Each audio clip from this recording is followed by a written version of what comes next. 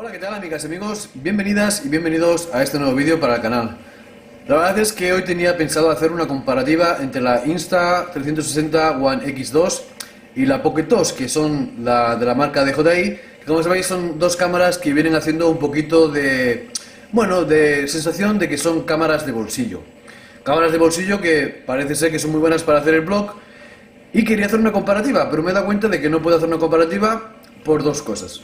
La primera porque no tengo ninguna de las dos cámaras, y la segunda porque no son para nada iguales. Entonces sería una comparativa de tontería. Lo primero porque si utilizamos el modo que sería Steadicam, que es el que utilizaría la Insta360 One X2 para grabación, por así decirlo, de vlogging, solo tenemos una resolución de 2,7K. Ok, está muy bien estabilizada, tiene un leveling de maravilla, pero la resolución no es la que tiene que ser. Y todas estas cosas que podemos hacer con la cámara de 360 grados, pues estaríamos careciendo de ella por el simple hecho de utilizarlo como cámara de vlog. Entonces no sería tampoco comparativa porque la cámara Pocket 2 no tiene nada que ver con el mundo 360.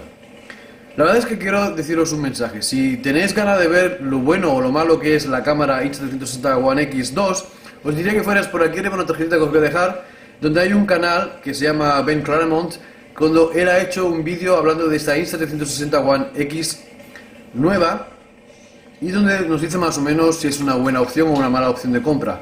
La verdad es que hay cosas que han mejorado en esta cámara, como no, pero nos sigue faltando esa resolución 4K por lente. Si pensáis un poquito, a principios de año salió, bueno, a finales del año pasado salió la QQCam con un 8K, y pensábamos que iba a salir, pues de la parte de la Insta360, el próximo paso después de esta Insta One Air, que pensábamos, bueno, ha sido muy temprano, no ha dado tiempo de reaccionar a que Insta360 no había hecho una cámara 8K por el simple hecho de que no le había dado tiempo de hacer una cámara en 8K, que no había tenido tiempo de cambiar los sensores y etcétera, etcétera.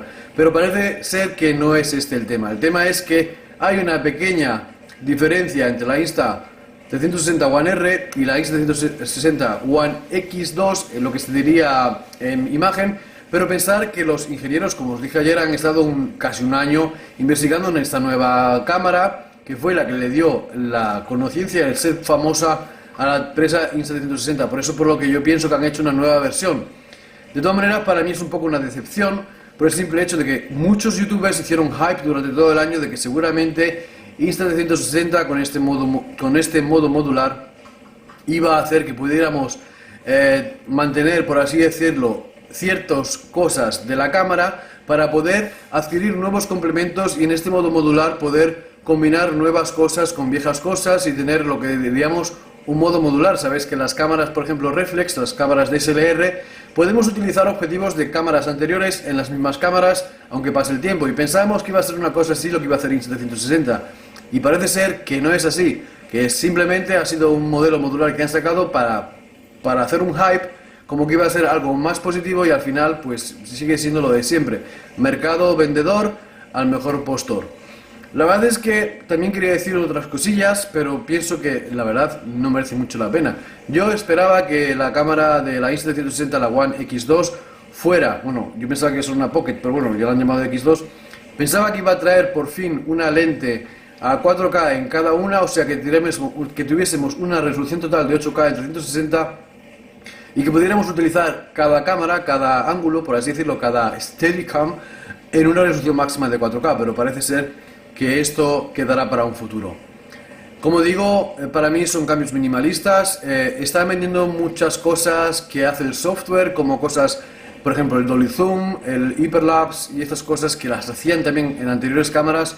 Lo están vendiendo como si fuera una cosa nueva, y en realidad la gente que estáis ya con la Insta360 desde hace más de un año, 2 años, sabéis que son adaptaciones que hacen de software para este modelo exclusivo, pero en realidad son cosas que dudo que no lo puedan hacer también las otras cámaras. Me imagino que, si sabéis, el formato sigue siendo el mismo, INSV, y INSV lo tiene desde la Insta360 One, que es anterior a la Insta360 One X. Ahora con la Insta One X2 sigue siendo INSV seguramente el formato, porque si no, no podrían hacer esta versión de reframing de la Insta360 One, la aplicación que tenemos con la O amarilla. Por desgracia, casi todos los vídeos que he visto en YouTube hablan muy bien de la Insta360 One X2, lo buena que es la estabilización, lo buena idea de la Steadicam, pero me parece que en realidad es como cuando sacaron la Insta360 Evo.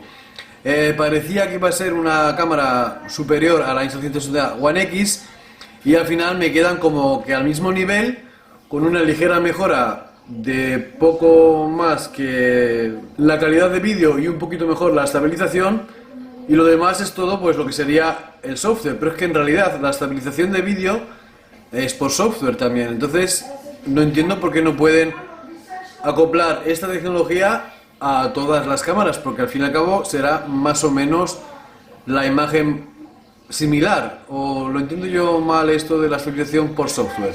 Bueno, amigas, amigos, y esto ha sido todo por hoy. Espero que os haya gustado el vídeo. Nos vemos mañana aquí en Casotech en un nuevo capítulo. Suscríbete al canal. Gracias.